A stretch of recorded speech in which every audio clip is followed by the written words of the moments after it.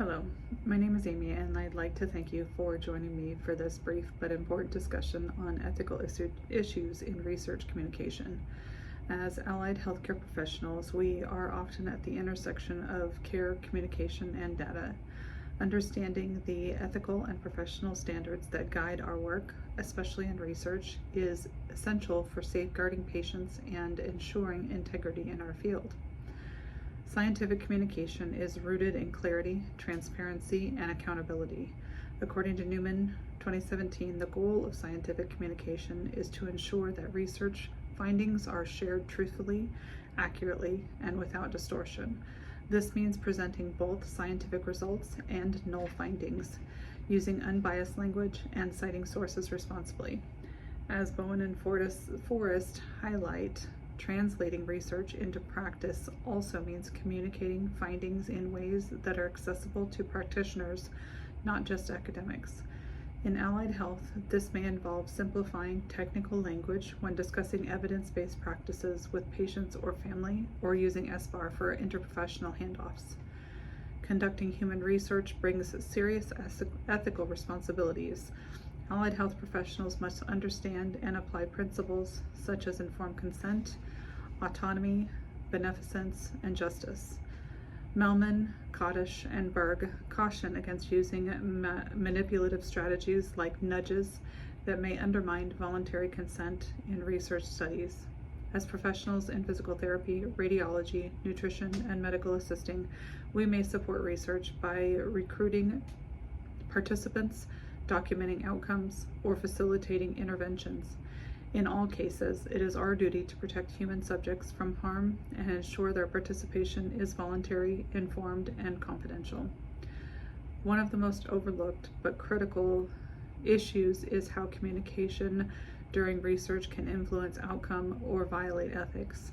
Misleading wording in consent forms, using overly technical jargon, or failing to disclose potential risk can all be considered unethical.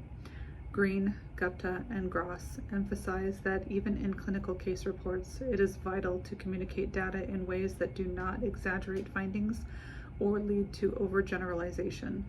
In allied health, where we often work closely with vulnerable populations, extra care must be taken to ensure transparency and cultural sensitivity in how we explain research participation. Effective communication with patients, families, and healthcare teams must always align with our training and licensure. This includes using plain language with patients, respecting privacy laws like HIPAA, and knowing when to escalate concerns to a licensed provider.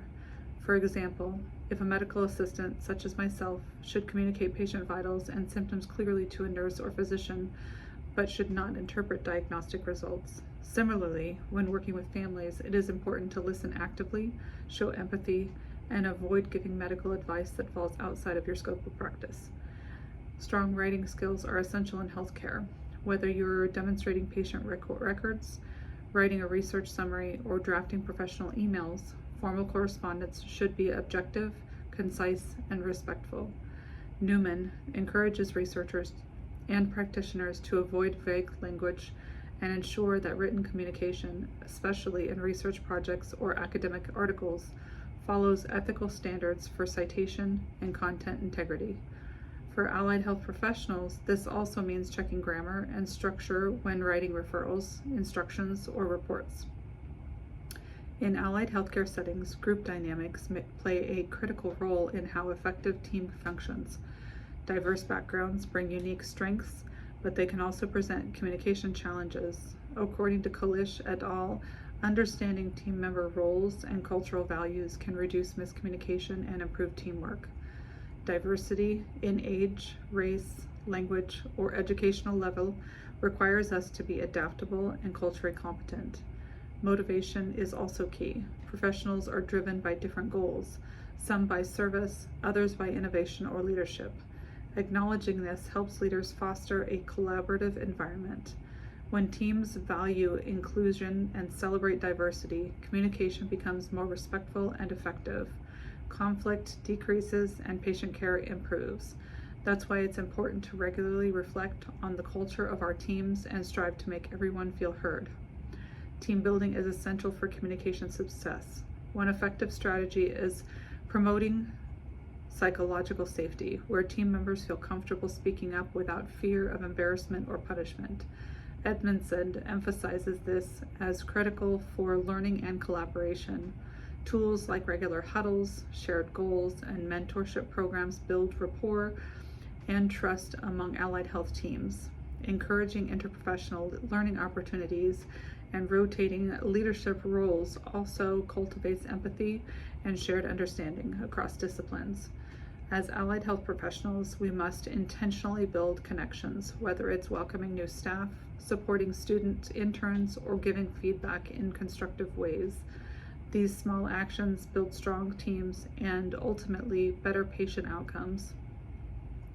Conflict is inevitable, but how we respond matters, especially when the lens of a Christian worldview. Scripture calls us to act with humility, patience, and forgiveness. Ephesians 4:2-3 reminds us to be completely humble and gentle, be patient, bearing with one another in love. When conflict arises between coworkers, patients, or departments, a Christian approach means listening first, seeking understanding, and aiming for reconciliation rather than retaliation. It involves using respectful language, offering grace, and involving neutral parties when needed. Jesus modeled servant leadership, reminding us that effective conflict resolution is rooted in compassion. In healthcare, this means not only solving the issue, but preserving dignity of all involved. In closing, ethical communication in research and practice is not just about compliance. It's about compassion, truthfulness, and professionalism. By following scientific principles, respecting patient autonomy, valuing diversity, and working within our scope of practice, we contribute to a healthcare system that is both evidence-based and ethically sound. Thank you for watching, and I hope this has been a helpful overview of how ethical communication plays a role in research and allied healthcare.